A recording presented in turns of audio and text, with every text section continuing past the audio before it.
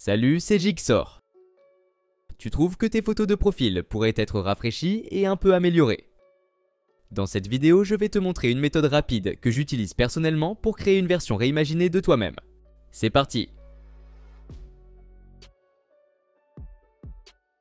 Même s'il existe des tonnes de programmes d'IA qui transforment du texte en images, j'ai choisi celui-ci en particulier.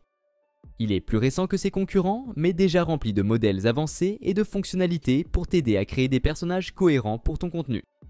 Contrairement aux autres générateurs IA, ces modèles ne sont pas basés sur des personnes réelles. Ils sont faits sur mesure et tu ne les trouveras nulle part ailleurs, donc tes personnages seront vraiment originaux. Oui, c'est payant, mais ce n'est pas grand-chose comparé à d'autres outils IA et c'est clairement un bon investissement si tu comptes l'utiliser souvent. Si tu veux tester, clique sur mon lien ci-dessous pour t'inscrire et obtenir des crédits gratuits pour créer tes propres images. Créer des personnages IA uniques et cohérents dépend de la qualité de tes instructions. Un prompt, c'est le texte que tu donnes à l'IA et il doit être très détaillé. Type de corps, corpulence, vêtements pour obtenir les meilleurs résultats possibles. Mais si tu ne sais pas comment écrire un bon prompt, l'outil propose aussi une fonction assistance de prompt où tu peux utiliser des améliorations standards ou choisir un style personnalisé qui correspond à ta vision.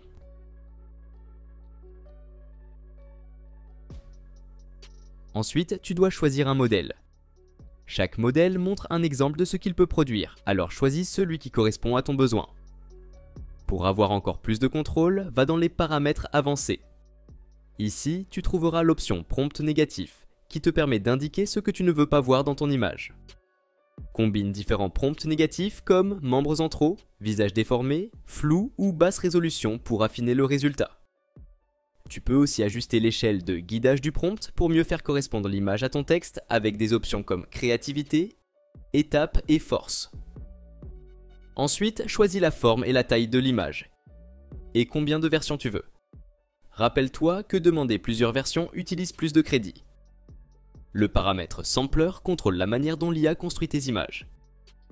Chaque méthode fonctionne un peu différemment et le meilleur choix dépend de ce que tu crées. Personnellement, j'ai eu de très bons résultats avec Eulera ou DPM++2M, mais n'hésite pas à tester. Si tu veux créer des personnages cohérents ou générer des images à partir d'une photo de toi ou d'autres choses, active CTRL-Net et choisis le type Super Clone. Ensuite, désactive Presets et téléverse ton image de référence. Assure-toi simplement que le fichier fait moins d'1 mégaoctet. Après l'envoi, clique sur Générer et attends que l'IA crée tes images. Voyons maintenant le résultat. Comme tu peux le voir, les images sont bien améliorées tout en gardant assez d'éléments originaux pour que les personnages restent cohérents. Souviens-toi, toutes les images que tu crées sont stockées dans tes albums, donc tu peux les consulter ou les télécharger quand tu veux. Et voilà, c'est tout pour aujourd'hui. Si cette vidéo t'a été utile, n'hésite pas à laisser un pouce bleu et à t'abonner à la chaîne. Si tu as des questions concernant cette vidéo ou si tu veux que je fasse un tutoriel sur un autre sujet, écris-le moi en commentaire. À la prochaine.